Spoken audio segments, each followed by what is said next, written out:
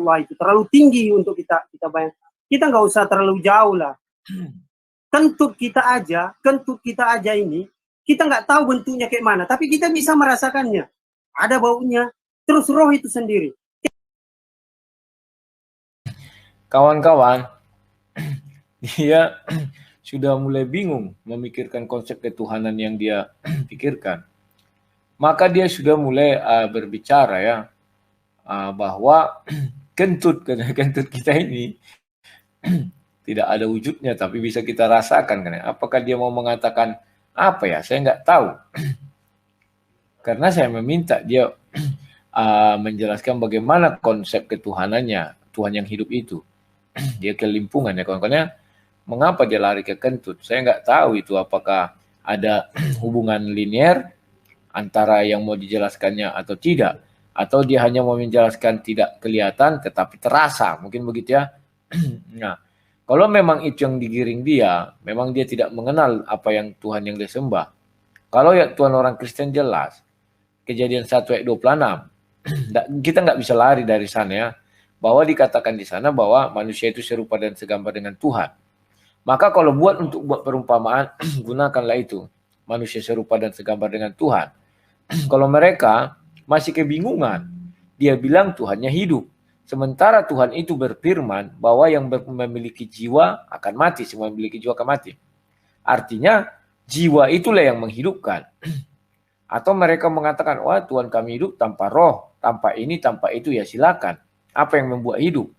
Maka si Farhan, ingat masih Farhan kan? Sama dengan Bapak Sultan ini, pernyataannya sama.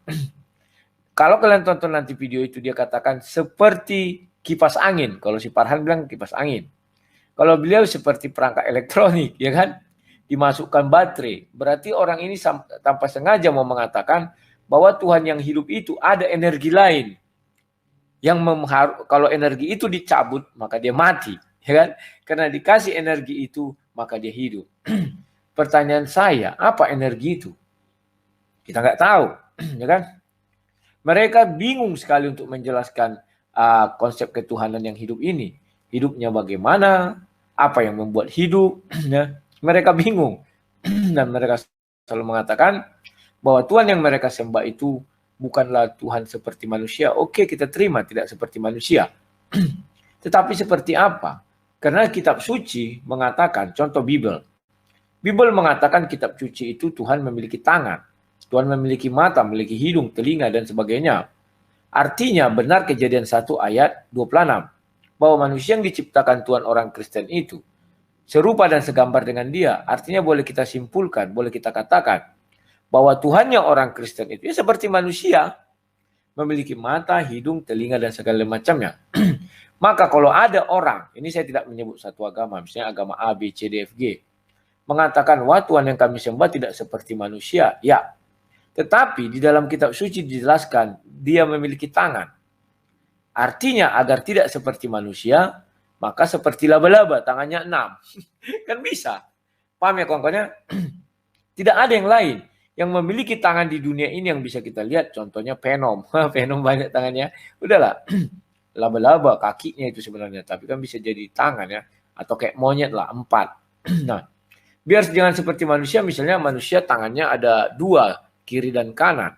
Bisa jadi kanan semua atau kiri semua. Kan tidak seperti manusia itu. Kalau hanya kita mengatakan hal itu ya.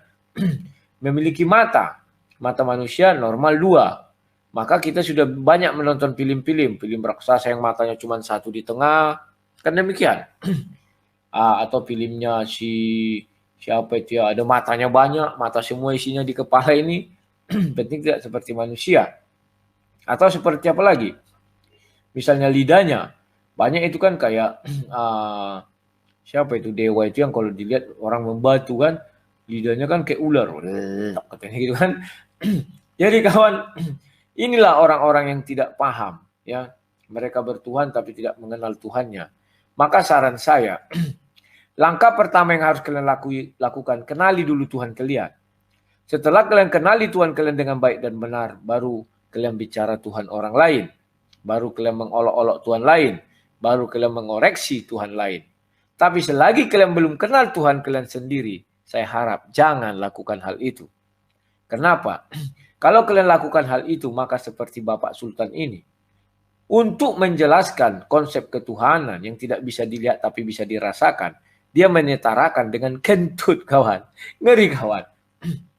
Dan memang bukan hanya beliau yang seperti itu. Banyak orang panik ketika ditanyai tentang Tuhannya. Ketika dia menyanyai Tuhan orang lain, gampang. Dia perasaannya hebat, super, tahu segala macamnya. Tapi ketika ditanyai tentang Tuhannya sendiri, dia bingung. Bagaimana aku mau menjelaskan ini, katanya. Ya kan? Dan saya sudah berapa kali menghadapi orang untuk berdebat mengenai konsep ketuhanan. Saking paniknya membilang kipas angin pun ada. Bahwa Tuhan yang di kepala dia seperti kipas angin. Kipas angin itu hidup bukan karena ada roh, kata dia. Dia tidak mengerti apa bedanya hidupnya kipas angin dengan hidupnya manusia. Atau Tuhan itu sendiri. Kipas angin memang hidup karena ada dikasih baterai atau arus listrik satu daya. Artinya dia bukan maha, bukan dia mengontrol dirinya sendiri. Tetapi ada tenaga dari luar yang dimasukkan ke dalam kipas angin. Sementara Tuhan yang katanya Tuhan, tidak ada tenaga dari luar yang mengontrol. Dia sendiri yang mengontrol itu, memberi tenaga segala macamnya. Ya kan? Maka mereka bingung, tidak bisa mencari hal-hal yang terdekat. Apalagi sampai panik, mengatakan Tuhan itu tidak bisa dilihat tapi bisa dirasakan dan didengar. Maka diambillah kentut. Kan bisa didengar, tut katanya kan. Dan bisa dirasakan baunya katanya. Aneh-aneh saja orang-orang ini. Tetapi kalau orang Kristen, ini nasihat kepada orang-orang Kristen. Jangan pernah kalian mencari perumpamaan terdekat di luar dari manusia. Karena Tuhan itu sendiri sudah mengatakan, Kejadian 1 ayat 26, baiklah kita menjadikan manusia serupa dan segambar dengan kita. Tidak usah jauh-jauh, lihat aja manusia itulah rupa Tuhan. Ya, maka kemarin saya sudah menjelaskan. Saya bisa mengutus suara saya, maka seperti ini. Demikian juga Tuhan. Maka suara saya yang kamu sebut Tuhan. Bukan HP-mu, saya bilang. Loh, kamu kan di HP saya bersuara, oke. Kalau demikian Tuhan pun hadir di dunia suaranya. Melalui media apa? Media bumi. Sama dengan saya, melalui media apa? Semua yang bisa menampilkan suara saya, itulah media yang saya pakai. Nah, demikian ya. Kemudian dikirim citranya, diutus. Itulah firman menjadi daging, itulah Yesus Kristus. Di dalam apa Yesus Kristus dikirim? Di dalam dunia. Maka saya mengutus kepada kalian citra dan gambar saya dan suara saya. Namanya saya buat nama Sang Debatas. Di dalam apa dia saya utus? Di dalam handphone, di dalam laptop, di dalam televisi. Semua yang bisa menampilkan digital saya, disitulah dia saya utus. Sama dengan Tuhan. Tuhan mengutus citranya yang serupa dan segambar dengan manusia ke dalam dunia. Kan demikian.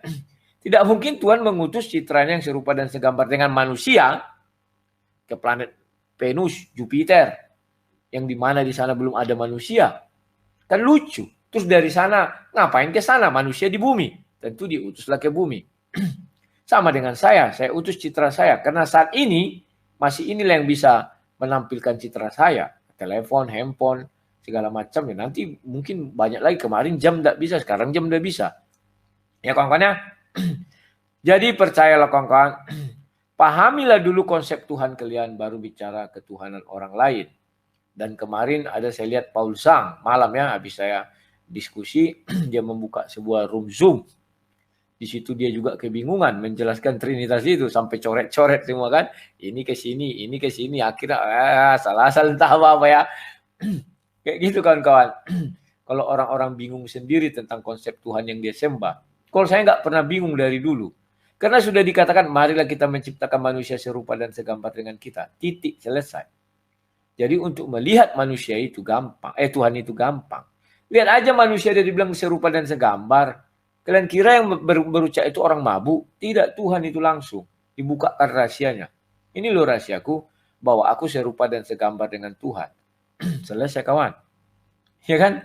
Nah sekarang, jangankan si Bapak Sultan itu kemarin, kalian tanya pun orang lain tentang konsep ketuhanannya, dia akan bingung, sebingung-bingungnya.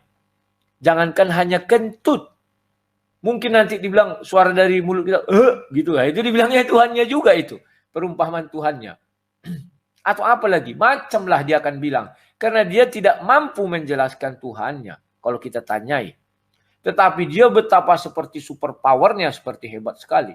Menjelaskan atau bertanya tentang Tuhan orang lain. Ini aneh kawan. Oh, kayak hebat dia menanyai Tuhan orang lain. Begini. Kalau ini mati berarti ini begini. Tapi begitu dijelaskan tentang konsep ketuhanan dia, dia bingung sendiri. Bahkan kentut pun dibuat jadi perumpamaan. Entah siapa yang mengajari dia, saya nggak ngerti. Tetapi jangan kalian pikir dia aja ya. Orang lain banyak yang melakukan itu. Sama kawan, sama semua. Ya, oke kawan-kawan. Saya cukupkan dulu sekian. Hanya itu ulasan saya pagi hari ini. Kita jumpa lagi mungkin siang atau sore atau malam. Malam pasti ya jadwalnya. Karena mungkin ada yang ngajak saya berdebat katanya. Saya nggak tahu entah siapa. Saya nunggu-nunggu aja. Karena mereka ini banyak penasaran loh. Ya kan? Atau ingin sekedar menjadikan menjajal. Kan? Kalau sudah bicara sama sang debaters berarti sudah punya sertifikasi. Seperti itu kira-kira ya. Bahkan kemarin ada yang bilang si Muhammad Ali Musa, ya saya hanya modal nekat katanya. Bagus. Saya bilang enggak apa-apa. Karena orang itu belajar mengutarakan pendapatnya. Ya bagus. Daripada mereka hanya bertanya terus tentang ketuhanan orang lain. Sekali-sekali mereka harus siap ditanyai tentang konsep ketuhanan yang dia pikirkan. Jangankan dia, profesor, doktor pun dari agama mereka. Kalau saya tanyai tentang konsep ketuhanan mereka, percayalah, 1.000, 1.000.000% akan keteter, tidak mampu menjawab. Tidak mampu. Bukan hanya bapak itu tadi. Jangankannya profesor doktor agama, takkan mampu menjawab. Percaya kalian? Kalau kita tanyai, tapi kalau dia menanyai ya enteng, suka-suka dia ya. Mana Cem Ali, suruhlah. Biar ku tanyai tentang ketuhanan yang dia sembah. Percaya kalian 1.000.000%, dia akan terkencing-kencing di celana. Nah itulah ungkapannya. Itulah sebabnya mereka tidak mau kalau ditanyai Tuhan mereka. Lebih mau ditanyai tentang kisah-kisah saja. Yang mana mereka bisa lompat sana, lompat sini, ambil sana, ambil sini. Ya. Tetapi kalau konteks atau memperkenalkan Tuhan mereka kepada kita, percaya kalian 1.000% belum ada mereka yang bisa membuat perumpamaan apapun. Ya. Karena memang mereka tidak tahu Tuhan yang sembah itu bentuknya apa, rupanya apa, konsepnya bagaimana, apakah dia hidup. Kalau Tuhan orang Kristen jelas, hidup. Dia buktinya apa? Melayang-layang. Kejadian 1 ayat 2. Langsung itu ucapan pertama itu ya, kedua ya. Melayang-layang. Artinya ada pergerakan, tidak mati. Setelah itu apa? Ya kan? Bersuara, berfirman. Itu hebatnya Bible itu kawan. Tidak sembarang itu ditulis kejadian 1 ini ayatnya, kejadian 2 ini ayatnya, kejadian 3 tidak sembarang. Kalau manusia yang menulis itu tidak akan seperti itu runutnya. Kalau manusia menulis itu dia loncat-loncat seperti kutu loncat. Seperti yang kita tahu kitab-kitab suci di dunia ini banyak yang loncat-loncat. Ya, bicara Musa tiba-tiba entah bicara siapa lagi. Loncat-loncat kayak kutu loncat. Tetapi Bible dia tidak mau loncat-loncat tetapi runut. Ya, kawan-kawannya, itulah hebatnya Bible. Apa itu Yohanes 1 Kejadian 1 ayat 1, Kejadian 1 ayat 2, Kejadian 1 ayat 3 ya. Kejadian 1 ayat 1 menjelaskan bahwa ada kehadiran Tuhan. Kejadian 1 ayat 2 menjelaskan bahwa Allah itu hidup. Ya kan? Melayang-layang dia, rohnya. Dan banyak hal yang bisa kita jelaskan. Sama seperti yang saya bilang kemarin mengenai bahwa gelap, terang, ini segala macam. Kejadian 3, ada Tuhan bersuara, berfirman. Itu juga menandakan dia hidup. Ya kan? Sebab dia hidup, ada hari esok. Sebab dia hidup, ku tak gentar. Karena ku tahu dia pegang hari esok. Kubur kosong. Sebab dia hidup. Nah, ya kawan-kawan ya. Ketika Alkitab mulai dibacakan, Kejadian 1 ayat 1 ayat 2 ayat 3, itu menerangkan yang pertama sekali ada Tuhan yang mencipta langit dan bumi, dan Tuhan itu adalah Tuhan yang hidup. Titik, bukan kentut. Oke, sampai jumpa. Sekian dan terima kasih.